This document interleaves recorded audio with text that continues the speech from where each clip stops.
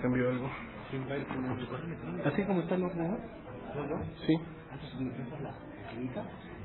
Ah, tú sí tienes proyección, actualmente sí de la proyección. Es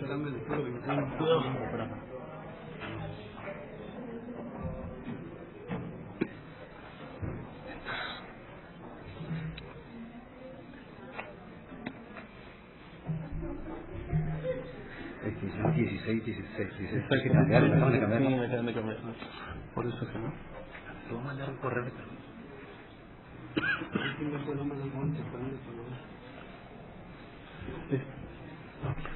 Muy buenos días.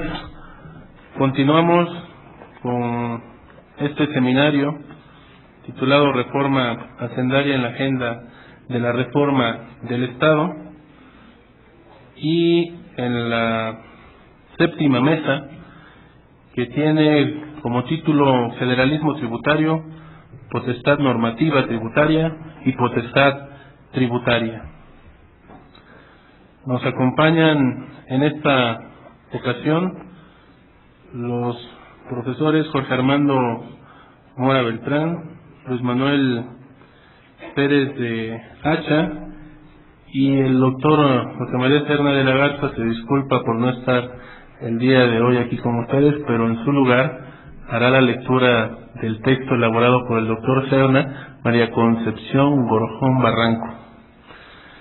Para dar inicio a esta mesa, daremos ahora la palabra dando algunas referencias del doctor Jorge Armando Mora Beltrán. Él es licenciado y doctor en Derecho por la Facultad de Derecho de la Universidad Nacional Autónoma de México, de nuestra universidad, y sobre todo destaca el título de sus tesis doctoral, Federalismo Fiscal. Ha tenido diversos cargos, ha trabajado en Pemex, en la Cámara de Diputados, en Liconza, e inclusive ha sido asesor del Programa Especial para el Impulso del Federalismo en 1996-1998. Obra publicada tiene y es vasta. Yo creo que para esta ocasión bastaría con mencionar la Ley de Coordinación Fiscal comentada de la Cámara de Diputados del Congreso de la Unión, que es de 2004, y tiene por supuesto otros tantos artículos en revistas especializadas. Es profesor de la materia Federalismo y Sistema Nacional de Coordinación Fiscal en la División de Estudios de Posgrado de la Facultad de Derecho de la UNAM. Pues nos da mucho gusto que nos acompañe en esta ocasión el doctor Mora Beltrán, y le cedemos el uso de la palabra. Muy amable, doctor, gracias. Muy buenos días. En primer lugar quisiera agradecer la invitación a participar en este seminario a la doctora Gabriela Ríos Granados y al Instituto de Investigaciones Jurídicas de la UNAM. Es para mí un gran orgullo estar en mi alma mater, pues defendiendo un poco las causas federalistas. Bien, yo me quiero referir a esta reforma hacendaria integral, que entre tantos tópicos que toca, como veíamos ayer, vienen temas presupuestarios, viene el gran tema de la CETU y de la LICI y cosas por el estilo, y que pareciera que por momentos pareciera dejarse de lado algunos temas que son muy trascendentes para el desarrollo de nuestras regiones, como es el tema del federalismo fiscal. Y esto viene el caso porque la reforma que se presenta puede ser la más importante en los 30 años de vigencia de la propia ley. ¿Cómo? Me permitiré tratar de explicarlo brevemente.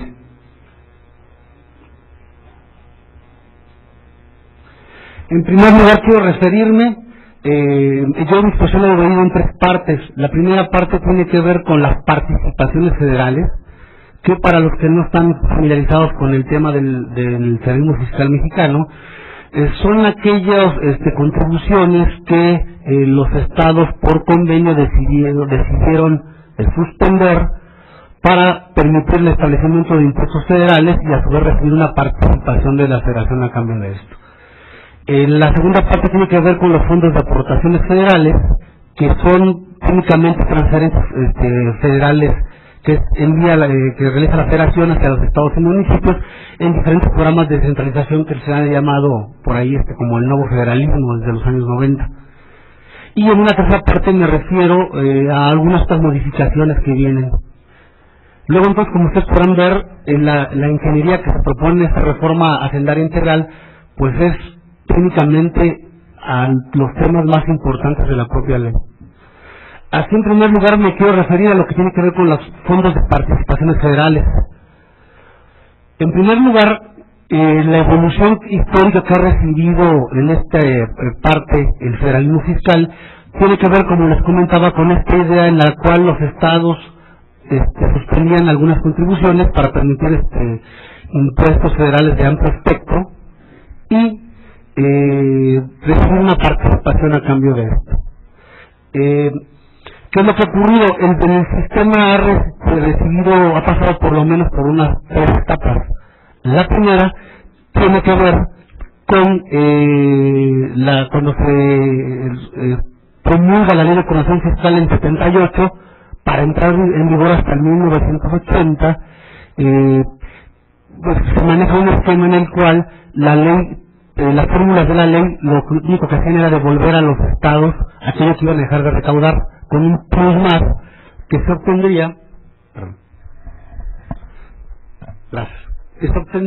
a partir básicamente de entonces que era la ley del IVA, ¿no? A partir de este nuevo impuesto en el año 80 se obtenía un ingreso adicional que permitía pues dar un premio a los estados por sumarse a esta causa de centralización de la recaudación.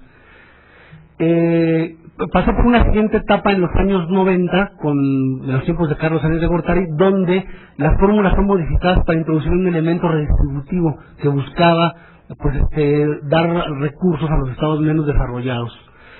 Por ahí en los años 97, aproximadamente, viene todo un proceso de los gobiernos sedillistas, donde se tratan de crear fondos de aportaciones federales, a los que me refiero más adelante, y que tienen que ver con básicamente pues, con subsidios, digamos, de la federación para que diferentes temas como la educación, la salud, etcétera. Y bueno, este sería un cuarto momento en el cual lo que propone la reforma es regresar a esta lógica de tratar de resarcir a los estados que tienen un mayor éxito económico. De esta manera, la fórmula actual tiene tres, el Fondo General tiene 3 partes: un 45.7% que tiene que ver con resarcir lo que dejaron de recaudar cuando se sumaron al sistema, otro 45.7% que tiene que ver con la población, o sea, un reparto per cápita, y un 9.66% que tiene que ver con una inversa per cápita que se le llama coloquialmente, que es de los otros 2 repartos el que quedó más abajo, de ahí hacia atrás se reparte esta parte del fondo, un poco buscando equilibrar los desajustes de los otros 2 fondos. La reforma propone algo completamente distinto, propone a partir del año 2007, que respeto lo que recibiste este año, pero todo el dinero adicional lo vamos a repartir de otra manera: 60% con base en el PIB, como viene en la lámina, 30% con base en el incremento de la recaudación local, y un 10% con base simplemente no en el incremento, sino ya en la recaudación local misma. ¿Esto que supone? Lo que propone obviamente el Ejecutivo es premiar a los estados más exitosos en sus políticas recaudatorias. Esto, que se oye muy bien, tiene sus asegúnes, como lo explicaré un poquito más adelante. La segunda parte de la reforma en materia de participaciones tiene que ver con la creación de un fondo de fiscalización. Actualmente la ley tiene un fondo que tiene que ver con los estados, que se le otorga a los estados coordinados en derechos equivalente al 1% de toda la masa participable.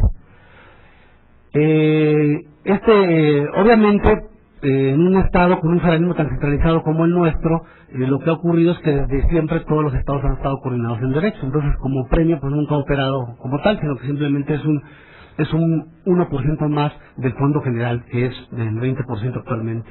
Y asimismo existe una reserva de contingencia de 0.25% que se pretende fusionar con este fondo de derechos para crear un fondo de fiscalización. ¿Cuál es el objeto de este fondo de fiscalización? Este fondo lo que pretende es premiar a aquellos estados que hagan un esfuerzo para todo lo que tiene que ver con la evaluación y con el cumplimiento de las metas de políticas de gasto. ¿Por qué? Porque uno de los grandes problemas que he observado en nuestro país en los últimos años ha sido que, a pesar del nuevo federalismo, resulta que va mucho dinero hacia los estados y municipios, y a pesar de esto los estados y municipios terminan por utilizar estos recursos hacia fines que no eran los que señalaba la ley. Entonces, esto ha generado esta necesidad de crear algún fondo que sea como un premio también a este cuidado que tengan los estados y municipios en la ejecución del gasto. Y finalmente, la propia ley de conexión fiscal en esta parte plantea un fondo de fomento municipal. Pero el fondo de fomento municipal que existe actualmente planea modificar la fórmula también con vistas a premiar a los estados que sean más exitosos en la recaudación de lo que tiene que ver del impuesto predial y los derechos de agua, porque como ustedes sabrán, pues en estados mexicanos, fuera de la capital y la periferia, pues el derecho del agua y el impuesto predial simplemente no se cobran, y no existen signos de que los estados y municipios han hecho algún esfuerzo por mejorar esta situación, de tal suerte que se busca aquí premiar también esta eficiencia. La segunda parte de la reforma tiene que ver, como lo comentaba, con los fondos de aportaciones federales, que básicamente son subsidios, o como en la jerga los economistas le llaman transferencias intergubernamentales. Como ustedes recordarán, en los años 90 hay, en esta política del nuevo federalismo, hay toda una serie de programas que el gobierno federal transfiere para que los ejecuten ese gasto los propios estados y municipios. Actualmente existen 8 fondos, y la reforma propone reformar 4 de ellos. En el primero de ellos, que es el más nuevo, que es el FAFEF, que es el Fondo de Aportaciones Federales para el Fortalecimiento de las Entidades Federativas, lo que propone es modificar la forma en que se reparte. Actualmente, la Cámara de Diputados determina en el decreto de presupuesto de egresos de la Federación de cada año cómo repartirlo.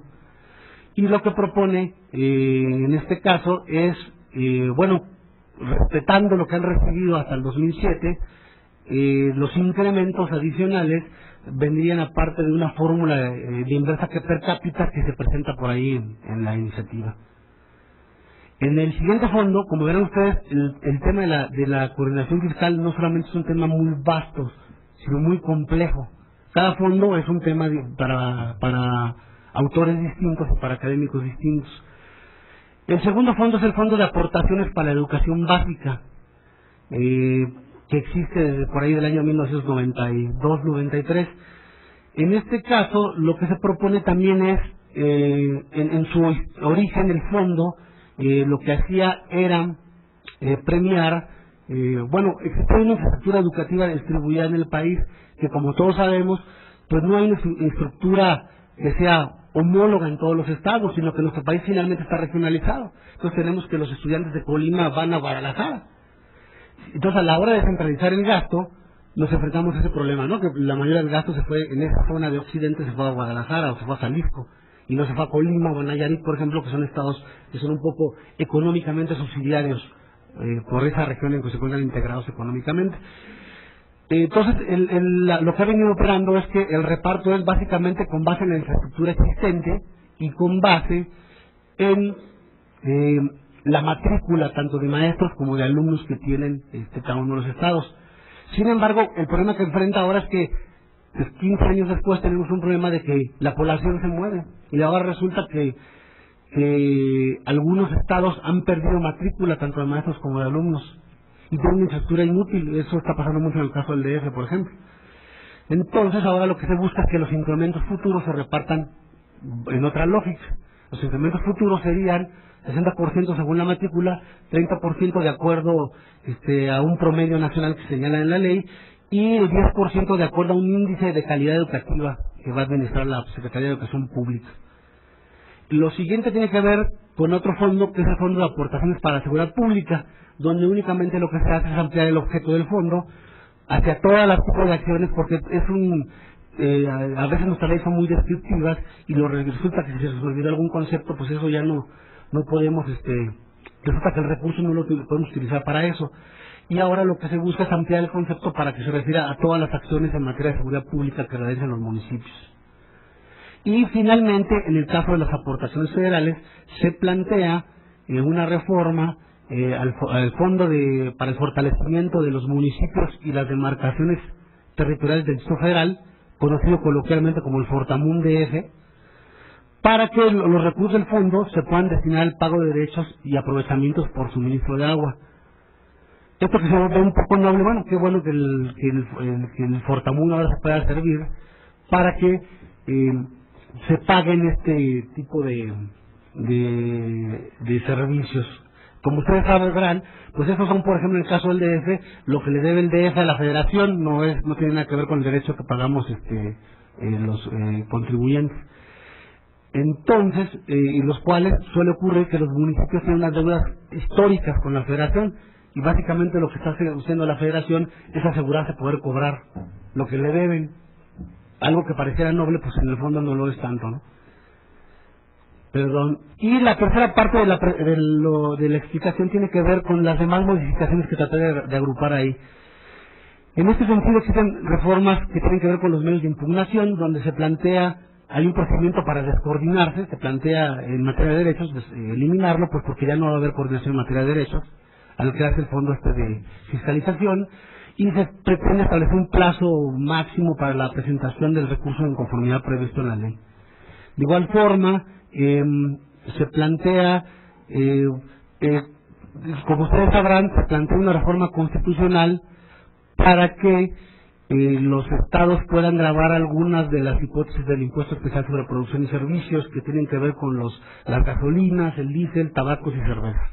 Entonces aquí también lo que se plantea son algunas adiciones para regular cómo va a funcionar la corrección fiscal en esta materia. Luego, también han escuchado por ahí que se está planteando la abrogación del impuesto sobre tenencia a uso de vehículos federal, porque también existe el local, para ir del año 2014. Entonces de aquí no sé por qué razones se empezaron a plantear desde ahora los mecanismos para la abrogación de la ley en 2014, no sé si para amarrar al próximo gobierno. Y al mismo tiempo se está planteando el conservar un registro estatal vehicular que, como ustedes recordarán, nos ha costado sangre, sudor y lágrimas a todos los ciudadanos en los últimos, hace 2 años aproximadamente que terminamos con este cuento del reemplacamiento, y que en todos los estados y todas las entidades federativas fue un verdadero viacrucis para obtener las nuevas placas, que no tenía más que construir un nuevo padrón de vehículos y de propietarios. Entonces lo que pretende la reforma es, si bien vamos a acabar con la ley federal de impuesto sobre tenencia y uso de vehículos, hay que conservar la parte que tiene que ver con el padrón vehicular. Finalmente se plantea ampliar la posibilidad de suscribir convenios de colaboración administrativa en materia fiscal federal y con cuestiones que tienen que ver con la contabilidad gubernamental. Entonces, como se podrán apreciar, pues es una reforma muy vasta y muy compleja, y que quizás habría que tener mucho cuidado, sobre todo para los que estamos preocupados por el futuro del federalismo en este país.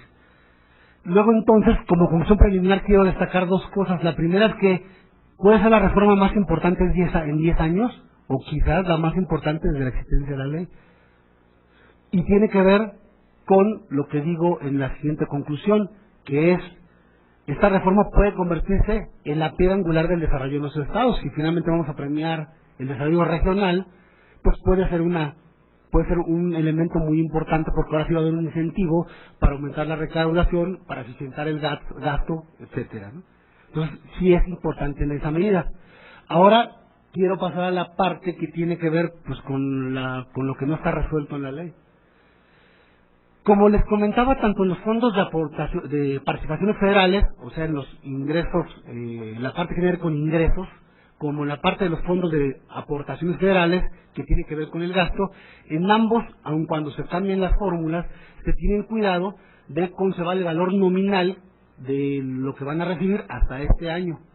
No obstante, y obviamente los incrementos que vendrían, por supuesto, ¿cuáles incrementos dirán ustedes, no? Los incrementos van a venir de la CETU y de la LIS, donde se plantea percibir incluso hasta 3% del PIB adicional, ¿no?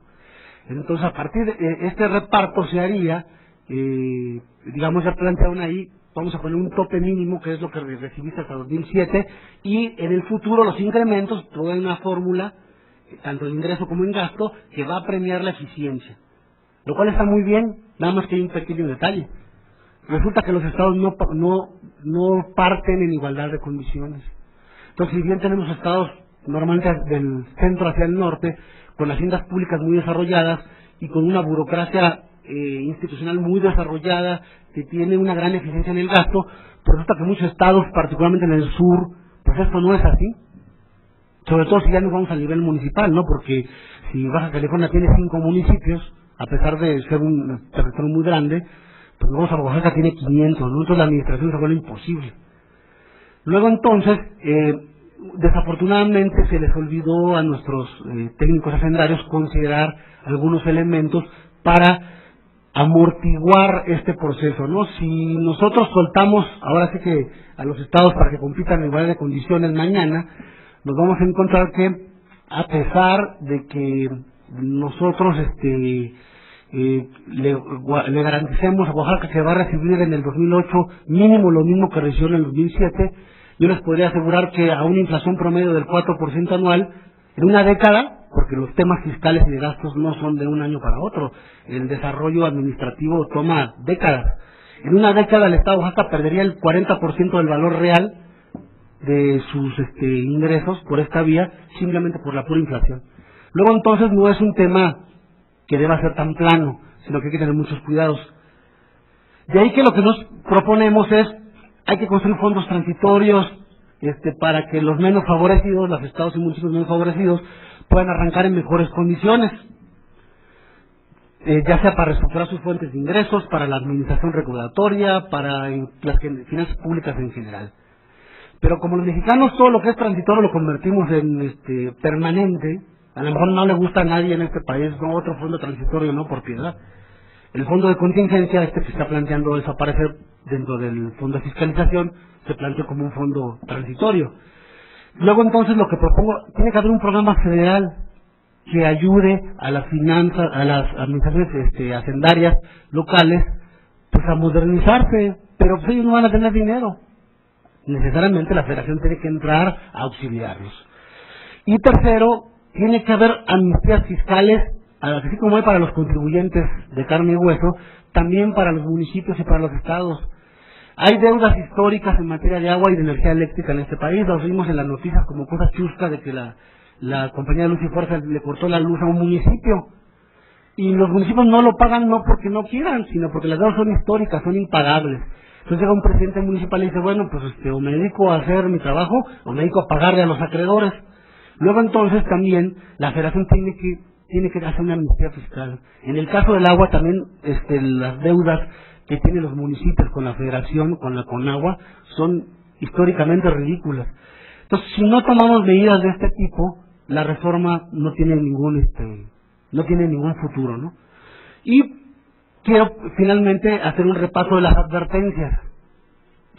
Toda esta reforma fiscal se ve muy interesante y si le hacemos unas correcciones pudiera ser un detonante del desarrollo de las economías de las regiones.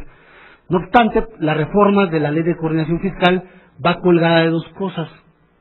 Esos ingresos excedentes, al poner un mínimo, un piso de lo que recibieron por participaciones y por aportaciones en 2007 y dar un premio en los incrementos posteriores, no tiene ningún futuro si no se aprueba la CETU y si no se aprueba la LISI.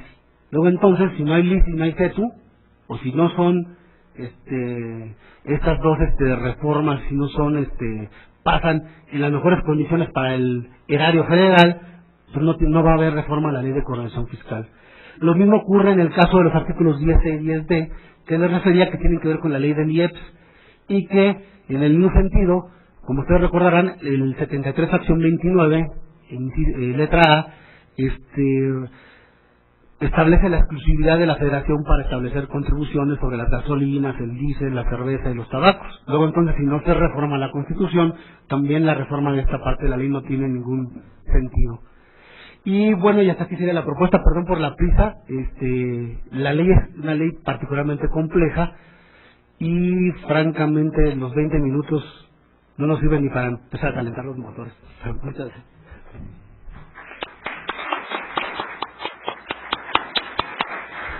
Gracias, doctor Mora Beltrán. por la exposición tan clara, bien sistematizada, y sobre todo por las alertas que nos pone sobre la mesa.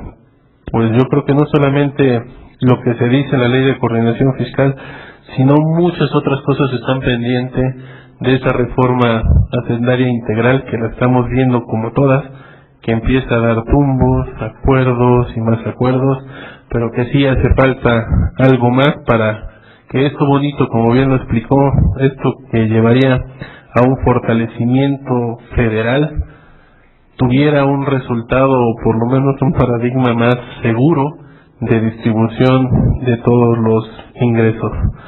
Muchísimas gracias por su bien informada e insisto muy clara exposición, doctor. Damos ahora el uso de la palabra a la investigadora visitante de la Universidad de Salamanca, María Concepción Gorjón, para que haga la lectura de la ponencia del doctor José María Serna de la Garza, investigador en este instituto, doctor en Derecho, también él, hasta hace poco director del Boletín Mexicano de Derecho Comparado, que es la publicación, la revista del Instituto de Investigaciones Jurídicas. También tiene contribuciones en materia de federalismo en general y también muy particular en materia judicial y en algunos casos en materia fiscal. Tiene el uso de la palabra María Concepción, por favor. Bueno, buenas tardes. Quisiera empezar agradeciendo en nombre del doctor José María Serna de la Garza al Instituto de Investigaciones Jurídicas y a su director, el doctor Fisierro, la invitación a este evento, así como a la doctora Gabriela Ríos. Dicho esto, voy a proceder a la lectura de la ponencia del doctor José María Serna, que versará sobre los aspectos constitucionales del federalismo fiscal mexicano. Antecedentes constitucionales del régimen de concurrencia en materia tributaria. A diferencia del régimen general de la distribución de competencias del sistema federal mexicano, cuya base constitucional se encuentra en el artículo 124 de la norma fundamental, en materia tributaria la Constitución General de la República no establece una delimitación clara y precisa entre los poderes tributarios de la Federación y de las entidades federativas. Al contrario, el régimen consagrado desde la Constitución de 1857, que pasó a la de 1917, establece lo que la jurisprudencia y la doctrina constitucionales han denominado la concurrencia entre los poderes tributarios de ambos niveles de gobierno. La adopción de dicho régimen de concurrencia no obedeció a la casualidad, sino que respondió a un propósito deliberado. En efecto, al debatir sobre la fórmula de distribución de competencias en materia tributaria, el constituyente de 1857 tuvo a la vista dos opciones.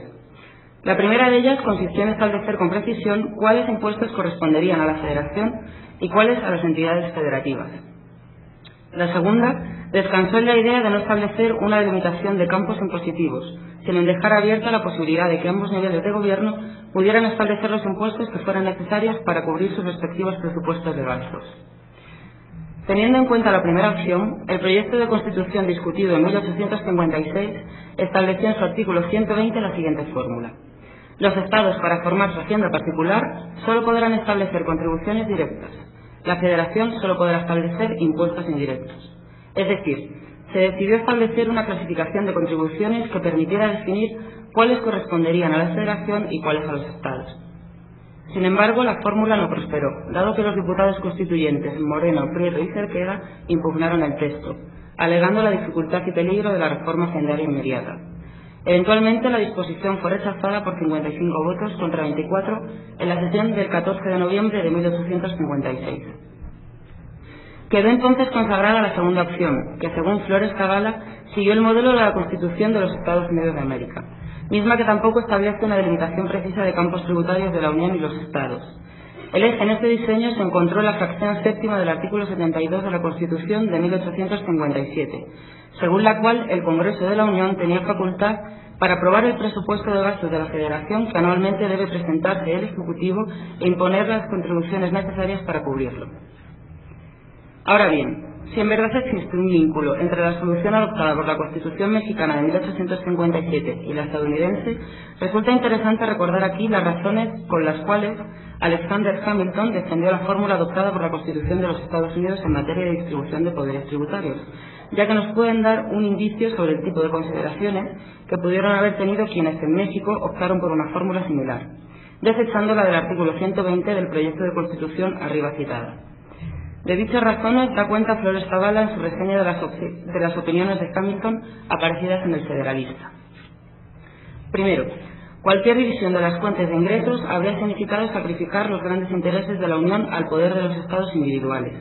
La Convención pensó que la jurisdicción concurrente era de preferirse a esa subordinación y es evidente que esta solución tiene cuanto menos el mérito de hacer conciliable un poder constitucional ilimitado de imposición por parte del Gobierno federal con la facultad apropiada e independiente de los Estados para proveer a sus necesidades propias.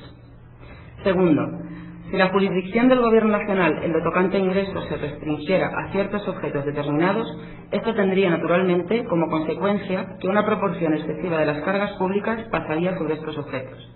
Esto acarrearía dos males: que ciertas ramas de la industria se verían sofocadas y la distribución desigual de los impuestos, tanto entre los varios estados como entre los ciudadanos del mismo estado. Tercero, un gobierno debe contener en sí todos los poderes necesarios para la plena realización de los fines que se sometan a su cuidado y para desempeñar cumplidamente los encargos de que es responsable, con libertad de cualquier restricción que no sea el acatamiento del bien jurídico y los deseos del pueblo. Cuarto, como la obligación de dirigir la defensa nacional y de asegurar la paz pública contra la violencia doméstica o del extranjero implica hacer frente a contingencias y peligros a los que no es posible asignar un límite, el poder respectivo no debe tener otros términos que las exigencias de la nación y los recursos de la comunidad. Quinto, como los ingresos del erario son la máquina esencial que procura los medios para satisfacer las exigencias nacionales, el poder obtener dichos ingresos con toda amplitud debe ser necesariamente concomitante del de subvenir a las referidas exigencias. Sexto, como la teoría y la práctica concurren para probar que el poder de recaudar los ingresos es ineficaz cuando se ejerce sobre los estados en su calidad colectiva, el gobierno federal debe forzosamente gozar de facultades ilimitadas para cobrar impuestos con arreglo a los métodos usuales. Séptimo, estoy dispuesto a reconocer en toda su amplitud la justicia del razonamiento que requiere que los estados individuales posean una autoridad absoluta y no sujeta a restricción ajena para recaudar sus propios ingresos y satisfacer sus necesidades peculiares. Al conceder lo anterior afirmo que con la sola excepción de los derechos de exportación e importación, conforme al plan de la Convención, conservarán esta potestad del modo más absoluto e incondicional. Como puede apreciarse, en esencia, Hamilton, y con él presumimos la mayoría de la Convención Constituyente de los Estados Unidos, consideró que era preferible establecer un régimen de concurrencia en materia impositiva que no definiera límites a la posibilidad de obtener ingresos tributarios para satisfacer las necesidades de gasto del poder público, sea de la Unión o de los Estados, que establecer una fórmula que definiera con precisión los impuestos que cada nivel de gobierno podría crear, pero que a la vez limitaría el alcance del poder federal o de los estados de allegarse ingresos por la vía tributaria. Es difícil saber si los constituyentes mexicanos de 1856-1857 adoptaron la fórmula de concurrencia por razones similares a los de los convencionales de los Estados Unidos. Sin embargo, el hecho real es que los constituyentes mexicanos tuvieron a la vista la otra opción y decidieron desecharla, adoptando en su lugar la fórmula del modelo constitucional de los Estados Unidos. Ahora bien, consagrado constitucionalmente el mencionado régimen constitucional, tocó a Ignacio Vallarta articular con mayor precisión la tesis según la cual la Constitución de 1857 no establecía una línea precisa entre los poderes tributarios de la Federación y de los Estados. En este sentido, el ilustre jurista jalisciense sostuvo que, con excepción de los impuestos que la propia Constitución señalaba como exclusivos de la Federación, derechos de puerto, impuestos sobre las importaciones y exportaciones, emisión del papel sellado, y de la prohibición, tanto para la Federación como para los Estados, de establecer alcabalas. Los Estados podían decretar cuantos crean convenientes sobre todos los valores que existan dentro de su territorio y que constituyan su riqueza, sin excluir los que representan las cosas importadas después de la importación. Además, afirmó Vallarta que las facultades del Congreso Federal y de las legislaturas de los Estados en materia de impuestos son concurrentes y no exclusivas, es decir, aquel puede decretar una contribución que recaiga aún sobre el mismo ramo de la riqueza pública ya gravado por el Estado. Fuera de esta última conclusión, sostenida fuertemente por los textos constitucionales que han el Estado, ninguna otra doctrina es posible en nuestras instituciones. que no sea subversiva del equilibrio en que debe mantenerse la soberanía nacional y la local. De esta manera, desde finales del siglo XIX quedó firme en la doctrina mexicana la opinión de que en materia impositiva se daba la concurrencia entre federación y estados. Ahora bien, en opinión de Tena Ramírez, el régimen de distribución de competencias en materia tributaria establecido en el texto constitucional y justificado por la tesis Vallarta abrió la puerta a la anarquía en materia fiscal en México, pues en Estados Unidos la prudencia legislativa, dirigida por los electores en los comicios, podría servir para no extenuar las fuentes grabadas por ambas jurisdicciones. En México la codicia de la Federación y la pobreza de los estados iban a competir en la exacción de los impuestos dobles. En efecto, el escenario que se desarrolló en México a partir de un régimen de distribución de competencias en materia tributaria que establecía la concurrencia entre federación y estados, salvo los impuestos expresamente reservados a la federación, como los que gravaban importaciones y exportaciones, y los expresamente prohibidos a los estados, como los señalados en la fracción tercera del 117 constitucional, generalizó la doble y hasta múltiple imposición, provocando serios daños a la actividad económica nacional al incidir de manera acumulada y superpuesta sobre las mismas bases.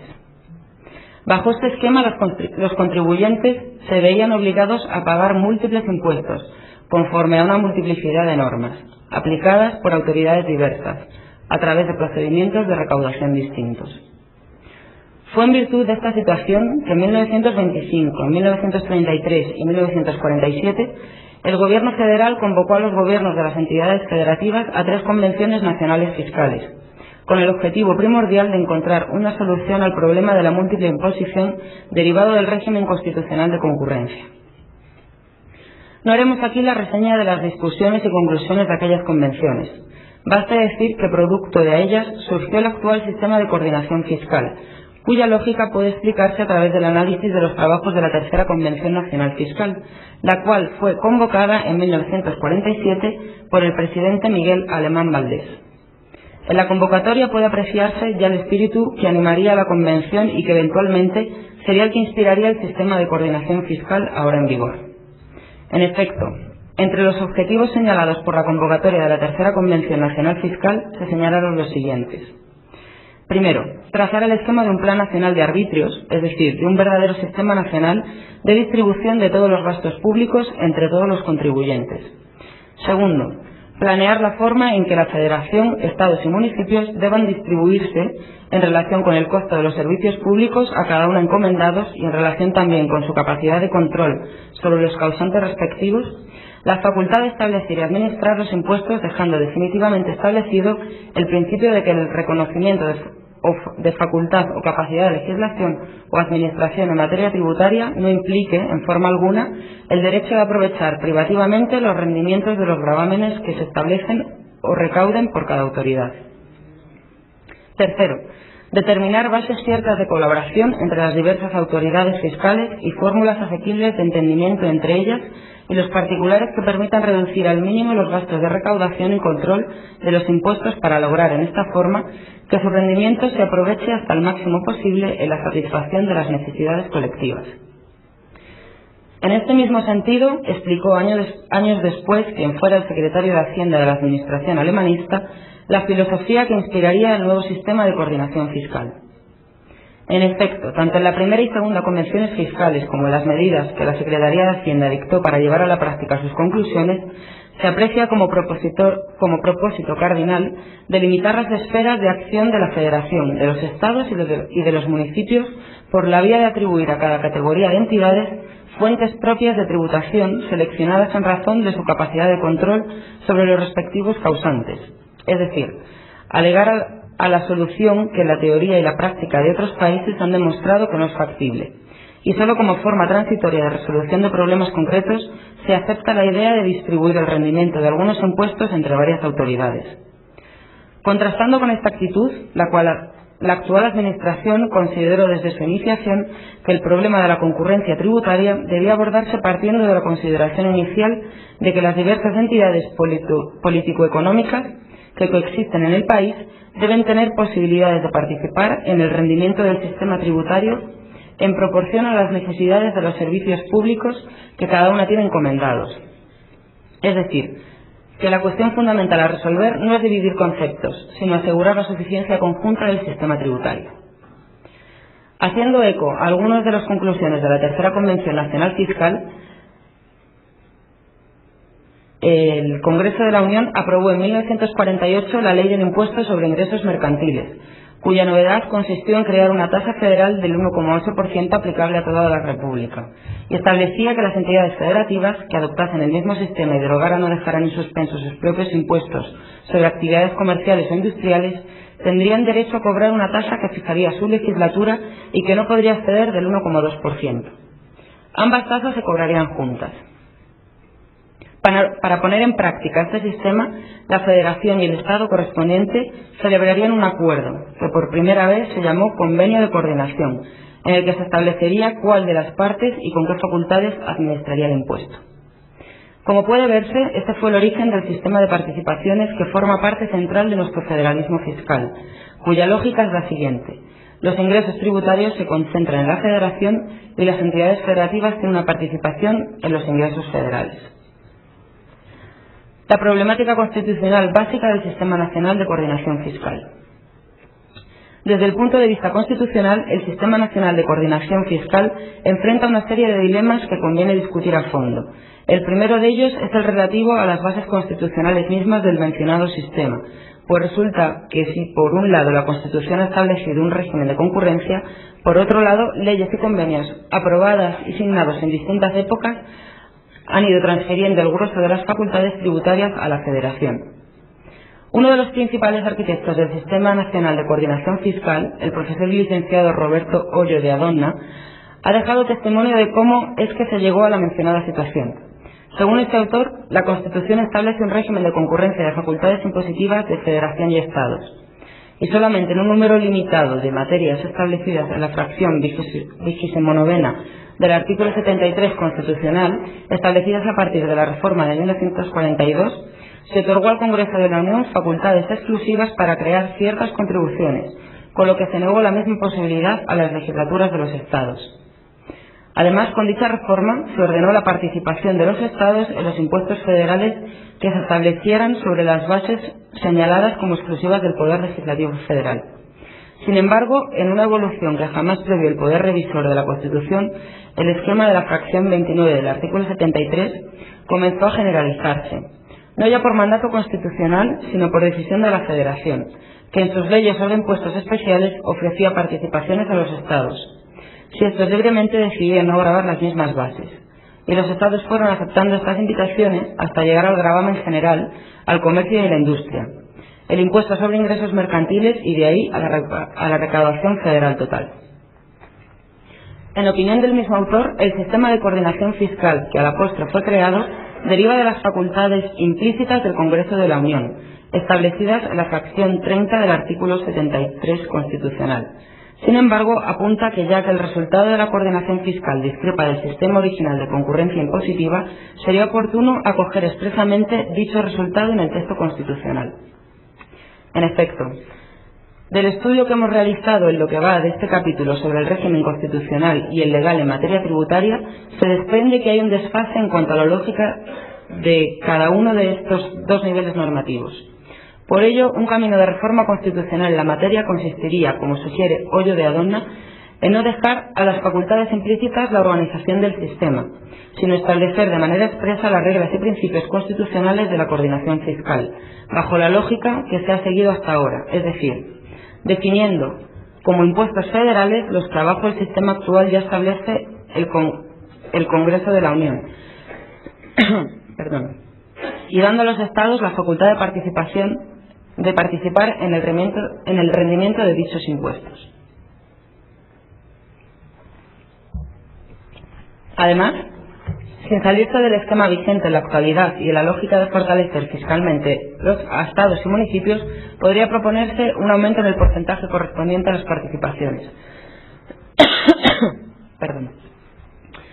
Por otro lado, podría también pensarse en una segunda acción de reforma, consistente en conferir a cada nivel de gobierno la facultad para crear y administrar de manera exclusiva determinados impuestos. pero al mismo tiempo establecer la obligación de que cada nivel comparta con los otros alguna porción de los rendimientos de aquellos, de acuerdo a fórmulas que podrían establecerse en la propia Constitución.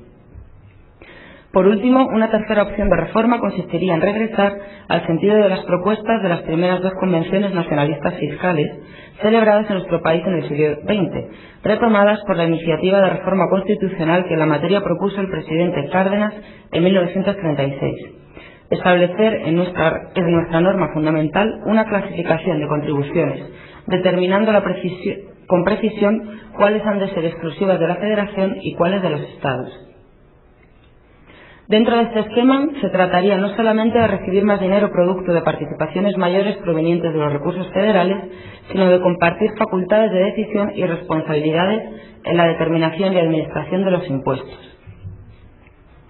Cualquiera que sea la opción que se escoja, ha de tomarse en cuenta que la transferencia de poderes tributarios de la Federación a los Estados y municipios debe ir acompañada de un programa de fortalecimiento de la capacidad de gestión administrativa de estos últimos.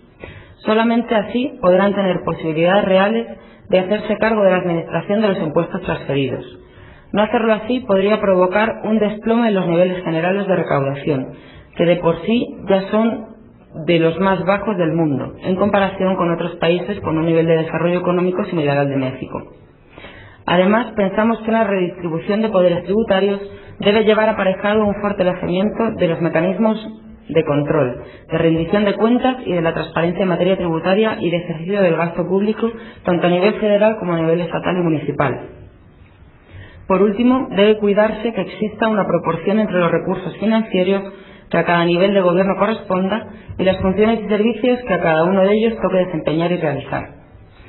Por otro lado, y como comentario adicional a las cuestiones de carácter constitucional, resulta pertinente recordar que existe en la actualidad descontento en las entidades federativas en relación con el sistema de relaciones financieras imperante.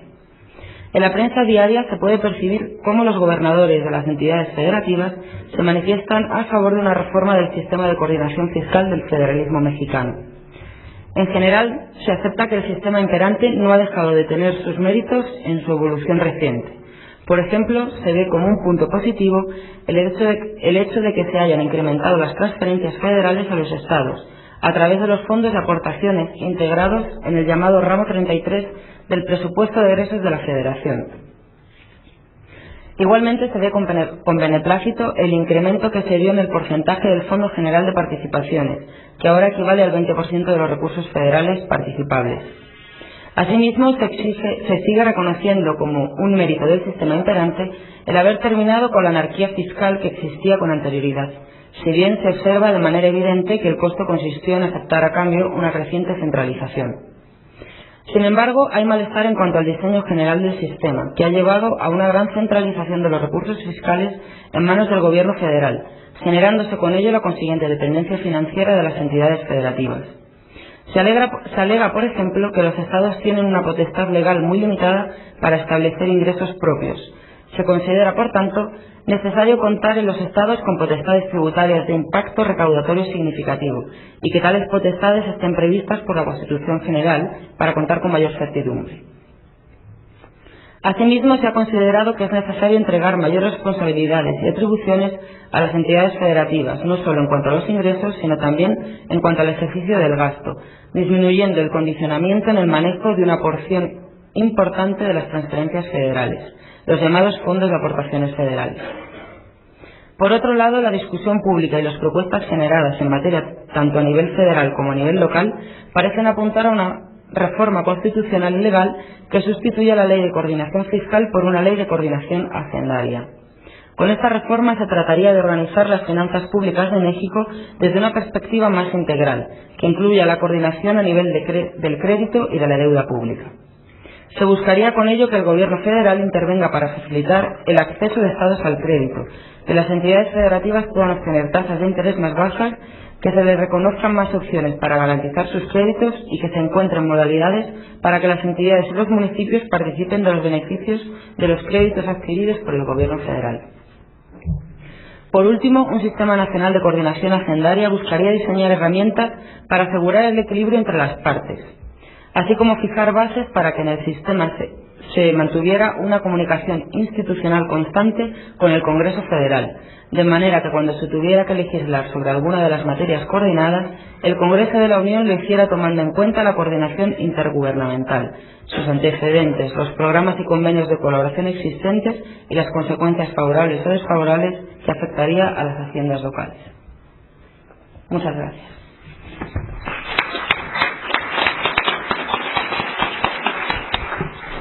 Gracias, María, por dar lectura, sobre todo por esta tarea que no es nada fácil leer un texto de otra persona, de otro investigador, pero la verdad estuvo muy bien y nos explica la lectura pues algunas inquietudes constitucionales del doctor Serna, del origen de esta concurrencia tributaria y también algunas cuestiones de normativa constitucional para tener arraigado correctamente el fundamento de toda la ley de coordinación fiscal, así como las propuestas que se hacen.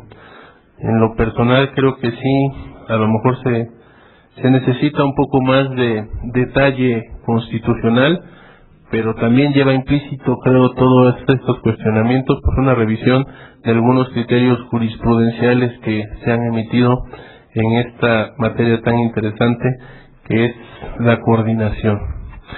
Muchísimas gracias, María, y al doctor José María Serna.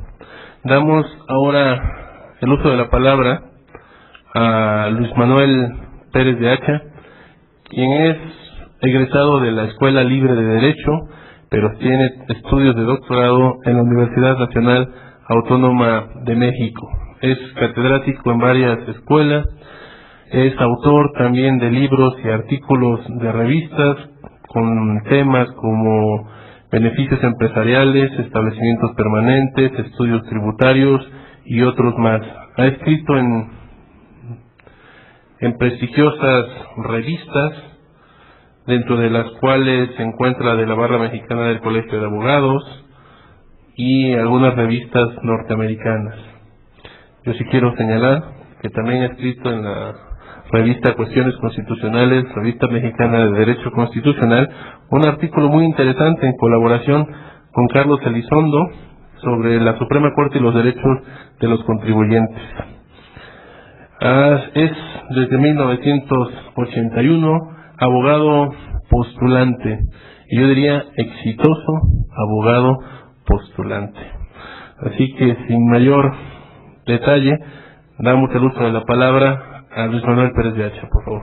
Gracias, Edgar. Gracias al Instituto por la invitación, en particular a la doctora Gabriela Ríos. Este tema de federalismo fiscal, federalismo hacendario, como se le ha querido denominar ahora, se propone denominarle ahora, ha sido materia de estudio de parte mía, no desde una perspectiva académica, sino desde una plataforma profesional. Y de ahí se generó una inquietud ya más de tipo académico. Por eso cuando me invitaron a participar en este seminario, seleccioné o pedí a la doctora Gabriela Ríos si me podía dar preferencia a participar en esta mesa.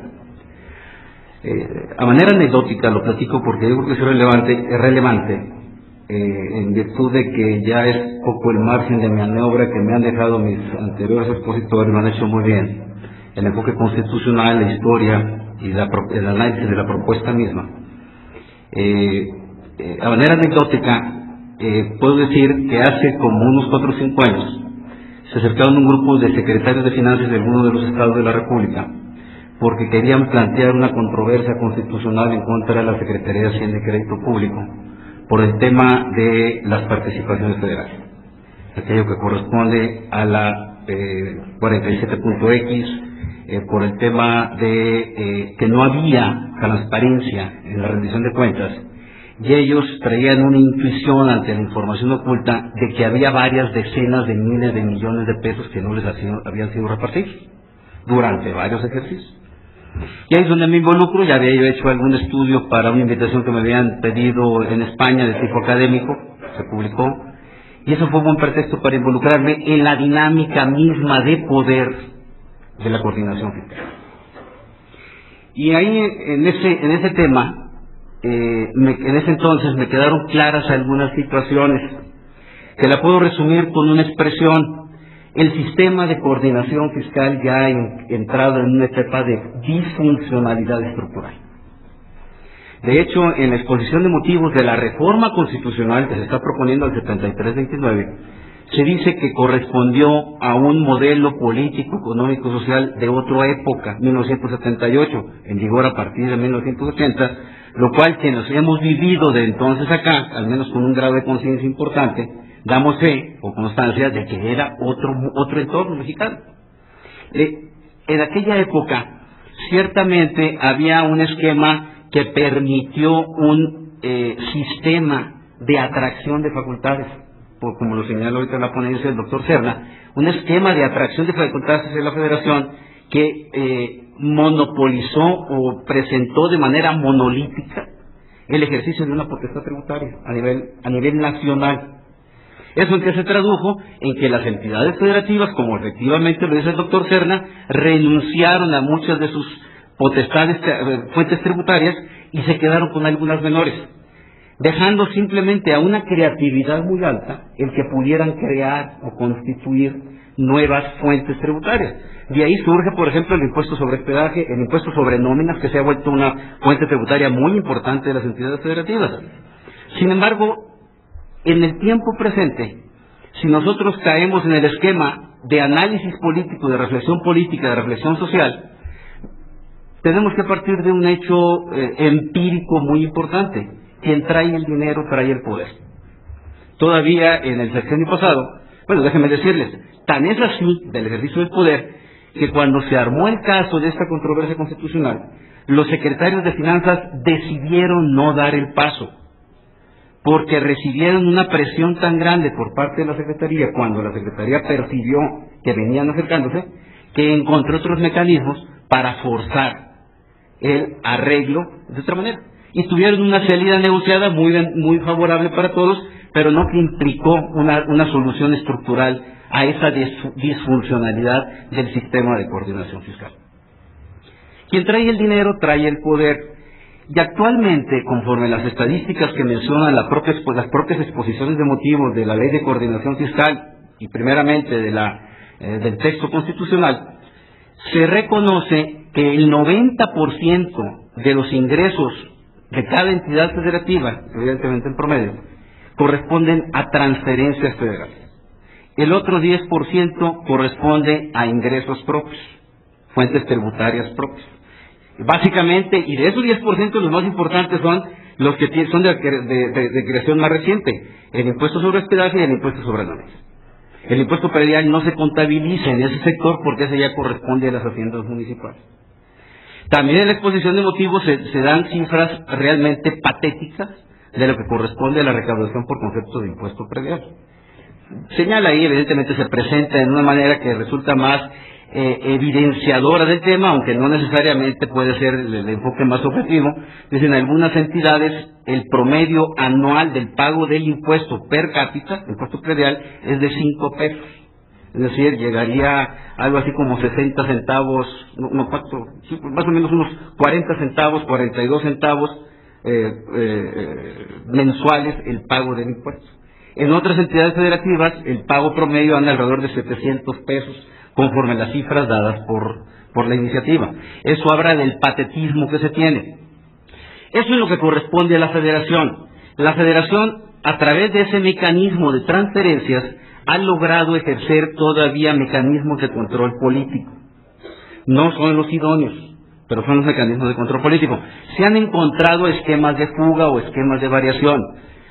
¿De qué se componen las transferencias? Se componen de 3 partidas. La primera es las participaciones federales, la segunda son las aportaciones federales y el tercero son el gasto reasignable o gasto reasignado. El primero corresponde al fondo de reservas, al fondo de participaciones federales. El segundo corresponde al fondo de aportaciones y el tercero corresponde a aquellas partidas ejercidas directamente por la Federación de la mano con las entidades federativas. Hablemos una carretera, el Estado pone 2 pesos, la Federación pone 8. Esos son el gasto reasignado, una carretera. O bien, cuando a través de manobras se da un financiamiento a una entidad federativa para que ejecute una obra. Ese es el mecanismo. Ese 90% de las transferencias federales no quiere decir que sea suficiente para las entidades federativas. Pudiera ser insuficiente, tan es así que en la propia exposición de motivos, y perdón que me refiere tanto a la exposición de motivos, pero es, digamos, el elemento objetivo que se tiene para hacer la ponderación de la situación. Ese 90% no resulta necesariamente suficiente para las entidades federativas a efectos de cubrir su gasto público. De ahí que en la propuesta se tenga que haber diseñado un esquema complementario para las entidades federativas que les permita recaudar más. Y es la materia de la reforma constitucional. ¿En qué consiste la reforma? Ya lo señaló el doctor Mora Beltrán. De lo que se trata es de permitir a las entidades federativas que de la mano con la federación establezcan un impuesto complementario, vamos a llamarle un IEPS estatal, sobre la enajenación de los 4 productos que se acaban de señalar: gasolina, diésel, tabacos labrados y cerveza. Y se dice que como la demanda es inelástica y se trata de favorecer el entorno ambiental, de propiciar un desarrollo sustentable, de evitar externalidades negativas en cigarros y alcohol, se considera conveniente propiciar que las entidades federativas tengan una fuente tributaria adicional, ese IEPS estatal. Estaba escuchando hoy en la mañana que ya ayer la Cámara de Diputados aprobó un aumento del 35 centavos en el litro de gasolina. No estoy seguro si esto se refiere precisamente al IEPS estatal del que estamos hablando, porque si es la reforma constitucional, ameritaría una reforma legal en donde ahí se permite a las entidades federativas el tope en el gravamen de ese IEPS estatal. Aquí resulta bien interesante cómo, no obstante que se establece esa nueva fuente tributaria para las entidades federativas, en realidad lo que se está haciendo es hacer un incremento en el precio de la gasolina. Al final de cuentas es al consumidor final quien repercute el precio de la gasolina, el precio del cigarro, el precio de la cerveza, el precio del diésel. Eso constituye el aumento, porque de otra manera se puede decir, oye, vamos a justificar una mayor recaudación, ciertamente, pero no es tanto que se vaya a justificar la recaudación por las razones dadas en la exposición de motivos: desarrollo sustentable, evitar externalidades negativas, sino porque se requieren más recursos. Y para efectos de que la federación ya no sea quien cargue con el costo político de ese aumento, podemos interpretarlo, vamos ahora a pasar ese costo a las entidades federativas, y además en el cambio de fórmulas que se hace, como ya no va a haber impuestos asignables, un concepto ahí muy peculiar de alguno de las partidas que se reparten en el Fondo de Participaciones Federales, vamos a generar esta fuente tributaria propia a las entidades federativas. Lo curioso aquí es, o lo importante de remarcar es, que al final de cuentas sigue siendo la federación que marca el tope y las condiciones en que se puede establecer ese mecanismo. ¿Qué quiere decir esto? En el ánimo de hacer un esquema evolutivo, ciertamente todavía el gobierno federal queda, o la federación, en este caso a través del Congreso, queda con la posibilidad de seguir con el control, porque mañana le puede decir son 40, pasado le puede decir son 20, y va graduando el tope con que las entidades federativas pueden establecer el precio. El impuesto adicional es el IEPS adicional. ¿De qué otra manera se da a través de estos mecanismos de reforma se sigue manejando esa como modalidad en el cambio del sistema de coordinación fiscal?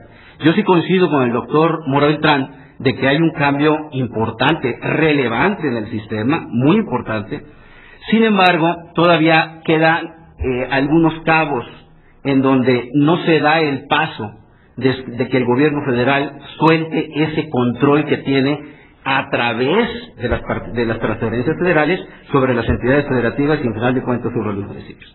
Por ejemplo, cuando hablamos del fondo de fiscalización, del cual también se refirió el doctor Mora Beltrán, este fondo de fiscalización está interesante porque lo que trae atrás es implícita la idea de que las entidades federativas en el sistema de coordinación fiscal, colaboración administrativa, no han hecho sus mejores esfuerzos en la materia recaudatoria federal. Al contrario, lo que se tiene detectado por parte del SAT, y ahí sí es institucional el pronunciamiento, es que en algunas entidades federativas lo que se ha propiciado es corrupción a través de los esquemas de colaboración administrativo, que es lo que hacen las secretarías de finanzas, tesorerías municipales, órganos de auditoría estatal, van, lo que se llama coloquialmente, vacunan al contribuyente. Le practican una auditoría y lo inmunizan para la práctica de otro tipo de auditorías por parte de la Federación. Los resultados de esa auditoría son totalmente benévolos y reales en función de la situación objetiva que tiene el contribuyente respecto del cumplimiento de sus obligaciones fiscales. No se puede generalizar, evidentemente, respecto de todas las entidades federativas y del país y del Distrito Federal. No es un problema general absoluto. Sin embargo, sí se tiene detectado. Por ejemplo, Baja California es un tema. Me refiero aquí porque el doctor es de Ensenada. Es un tema, se tiene identificado. Sonora es un tema en donde la Secretaría de Finanzas es muy activa y está participando de manera muy importante en el esquema de colaboración administrativo. Esto es lo que está atrás del fondo de fiscalización. Vamos a premiar a las entidades federativas con un fondo extra del 1.25, equivalente a la participación federal. Vamos a premiar a las entidades federativas en función de los resultados que obtengan en los convenios de colaboración administrativa en las tareas de fiscalización. Y dice muy fácil, si tiene mayores créditos fiscales, si reducen pérdidas fiscales de los contribuyentes, si eliminan deducciones cuestionables de los contribuyentes, ahí les vamos a dar un premio. Pero lo curioso es que se dice, pero todo este fondo va a operar conforme a las reglas generales que emita la Secretaría de Hacienda y Crédito Público. ¿Qué quiere decir esto? Primero, que la Secretaría de Hacienda va a establecer qué condiciones. Segundo, cómo se va a hacer la evaluación. Tercero, quién va a hacer la evaluación, que va a ser la propia Secretaría de Hacienda y Crédito Público.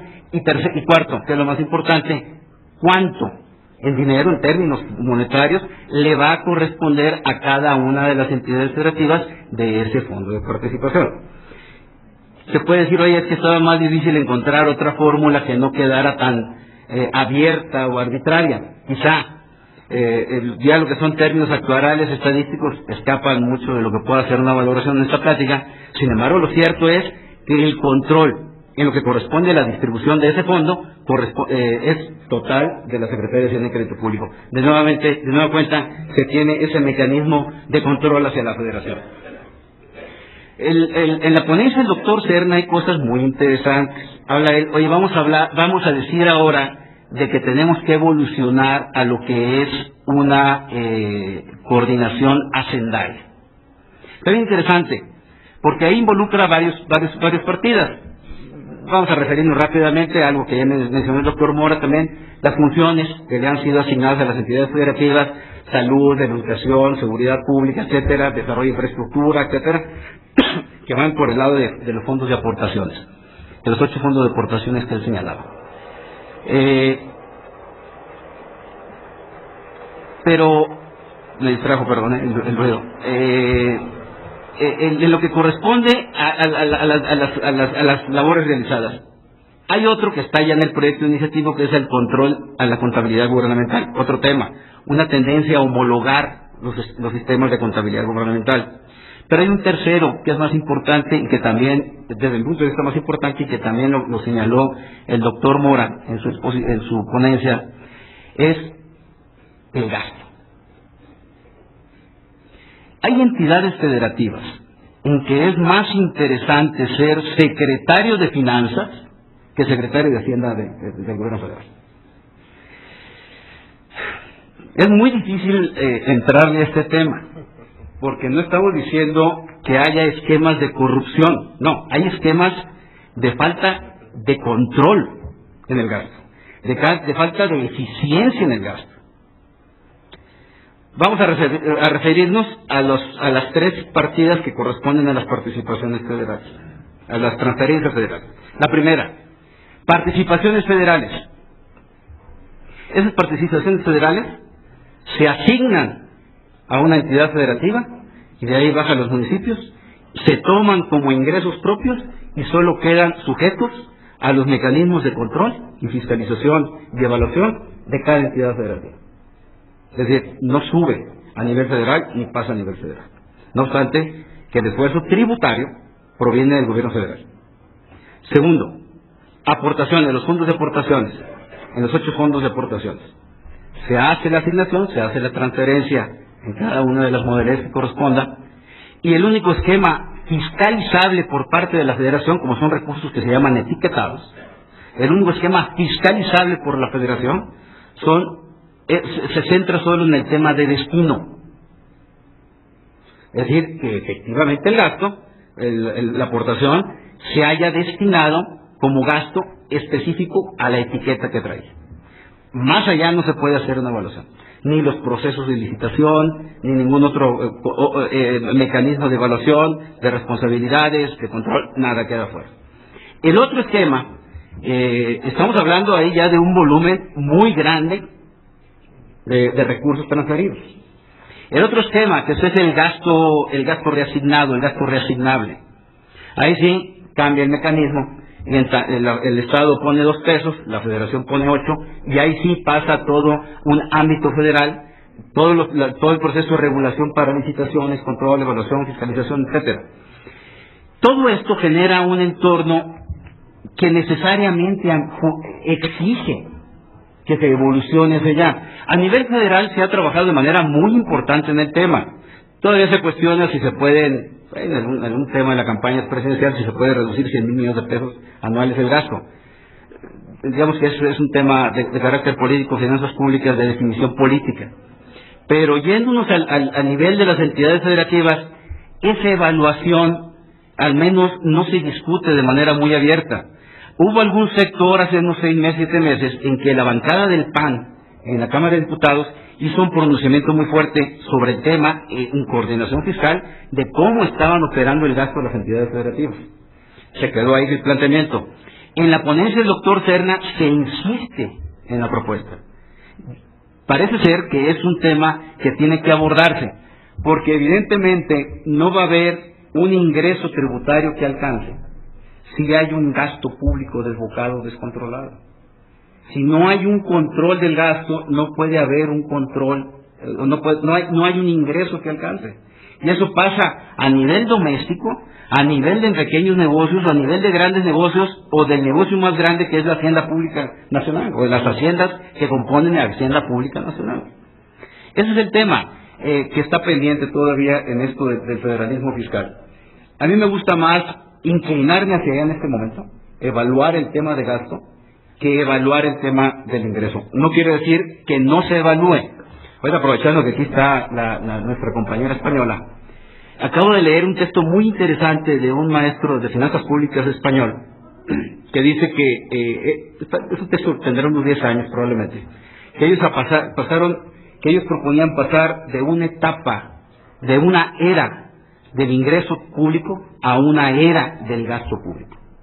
Como diciendo, vamos a reenfocar el análisis, reenfocar el estudio de la materia en todo un cuadro financiero público.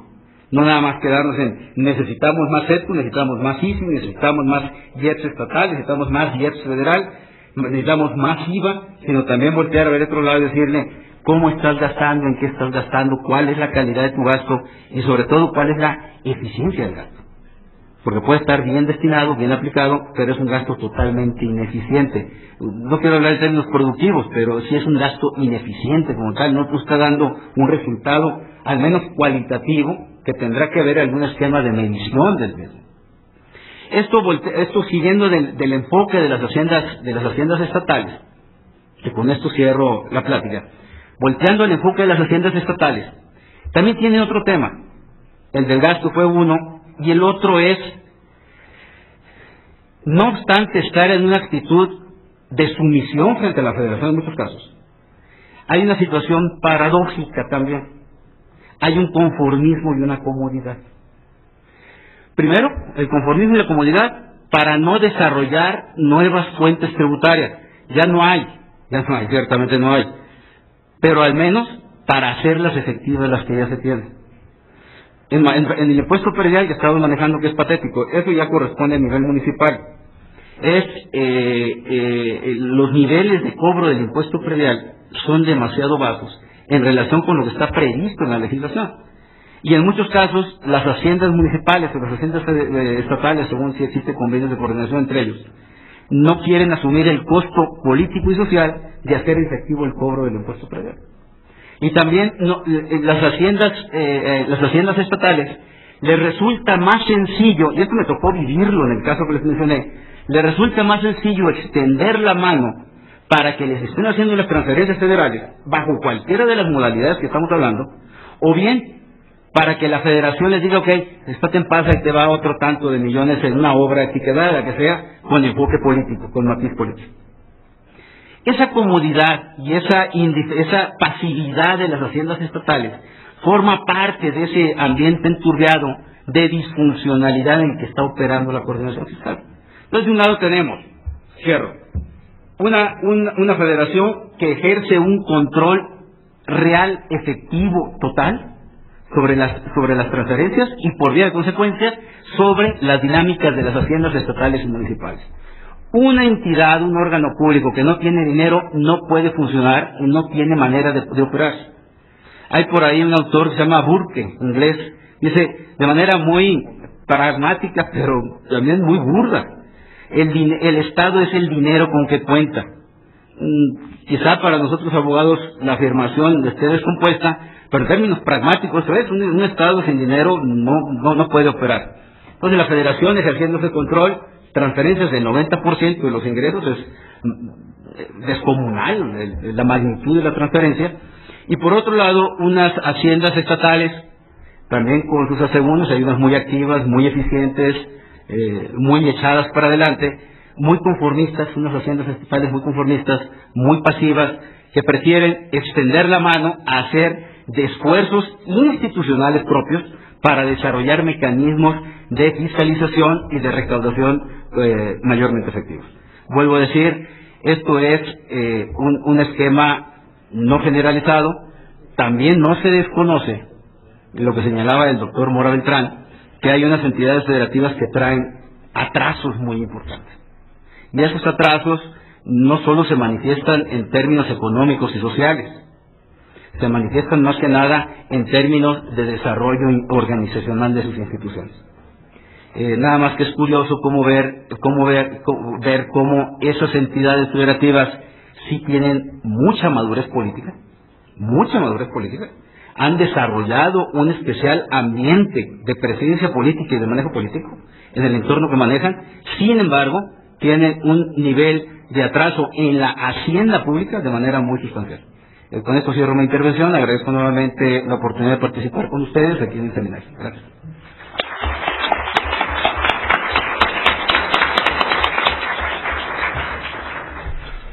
Muchísimas gracias a Luis Manuel Pérez de Hacha por esta sentida y vivida exposición de lo que es este federalismo tributario, poniendo los acentos en las IES y sobre todo hablando de una expresión muy común, no directamente utilizada por él, pero sí lo que significa el poder de la bolsa.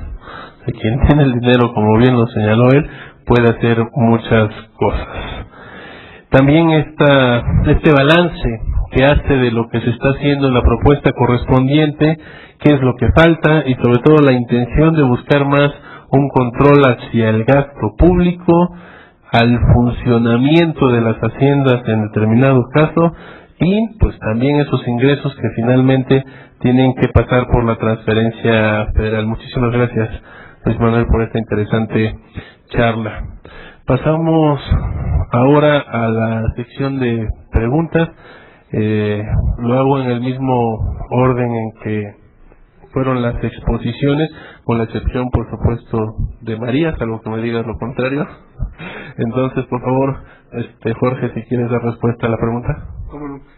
En relación con una pregunta respecto de qué otras medidas, aparte de las que propone el Ejecutivo, se pueden considerar para expandir los poderes fiscales de los estados.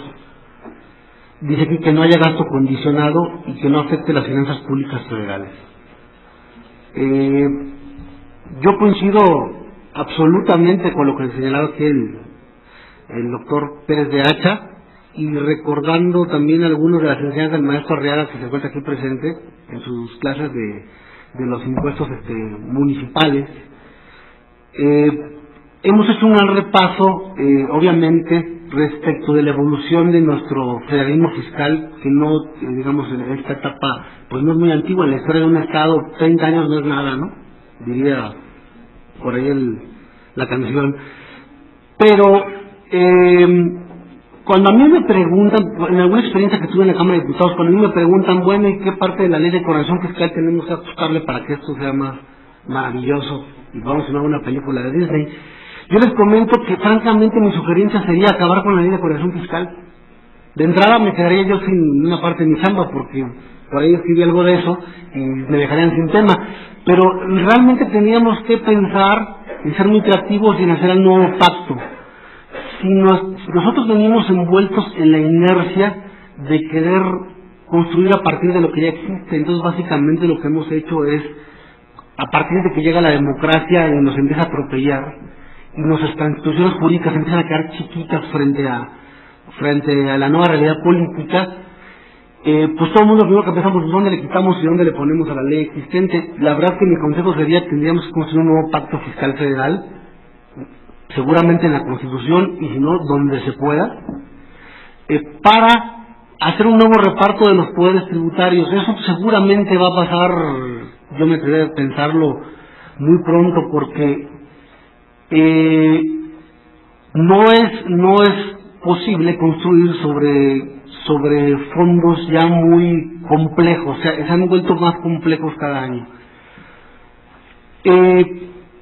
Por supuesto que también el fenómeno lo que hemos provocado es que hemos construido estados y municipios débiles, a veces por conveniencia, como comentaba Luis Manuel, porque a nadie le gusta cargar con el costo político de andarle poniendo impuestos a los demás. Entonces yo prefiero que los impuestos sean federales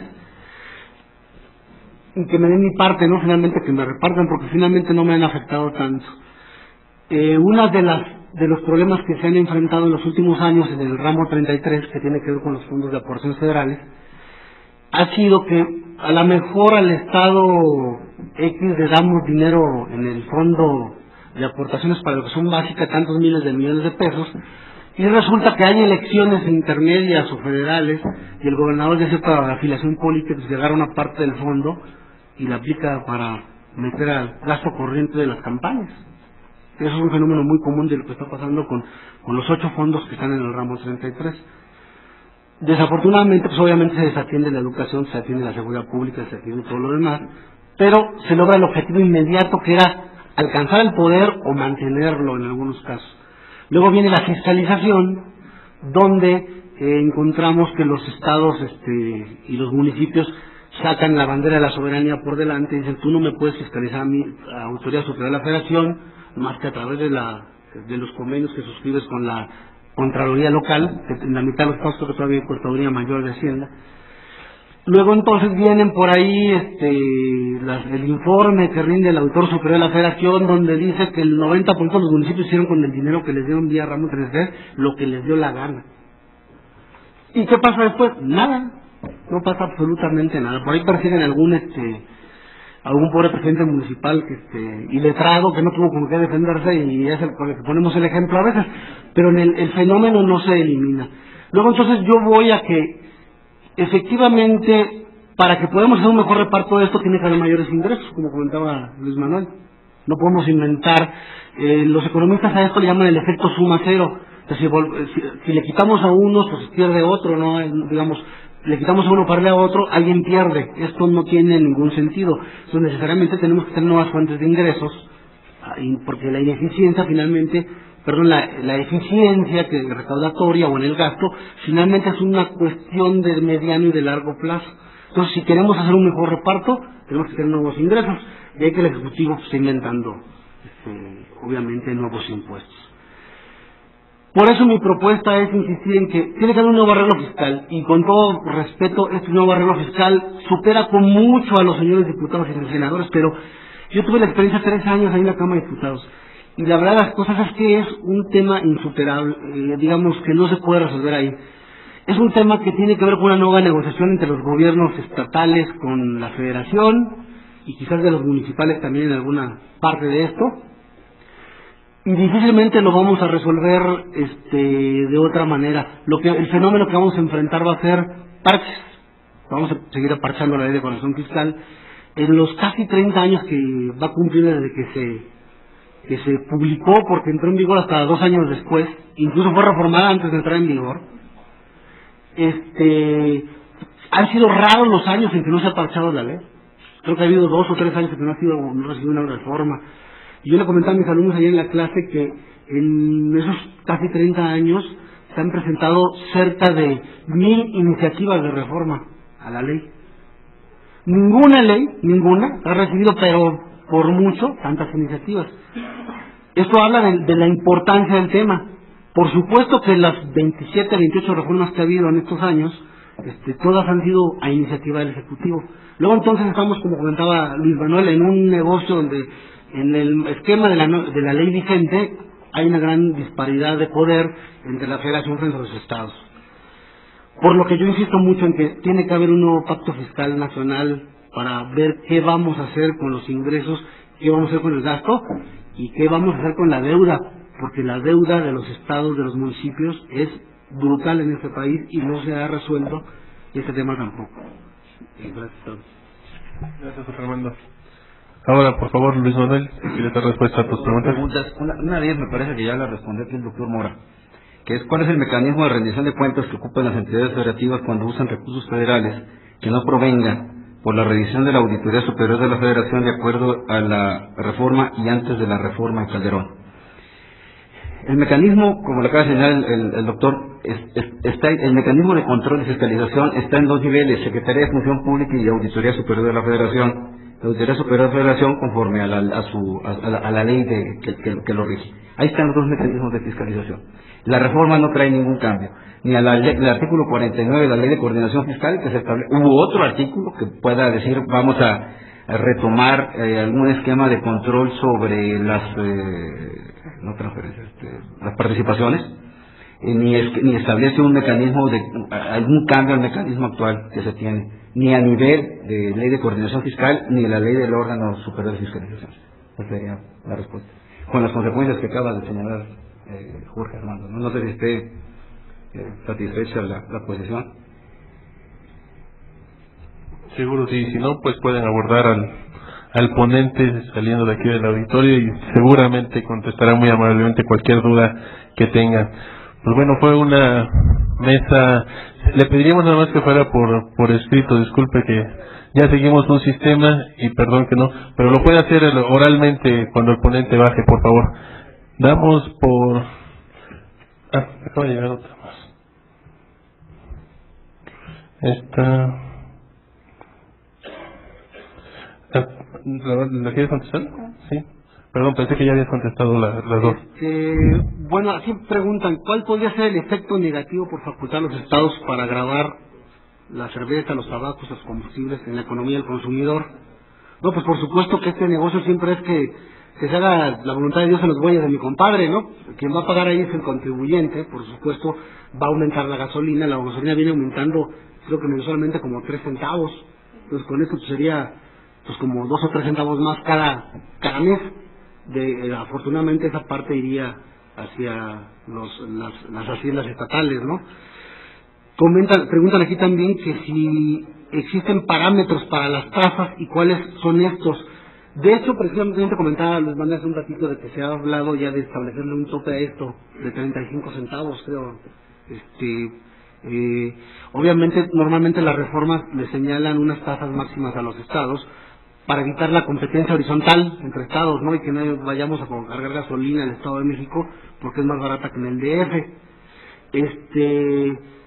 Este tipo de cuestiones, en este país siempre hemos tenido miedo a la competencia horizontal, sin embargo en algunos países es un tema muy común. En los Estados Unidos, en algunos impuestos, por ejemplo, al consumo, cuando uno a California paga una tasa y cuando uno a Florida es una tasa menor, porque a lo mejor en Florida consideraron pertinente estimular el consumo por una tasa más baja, ¿no?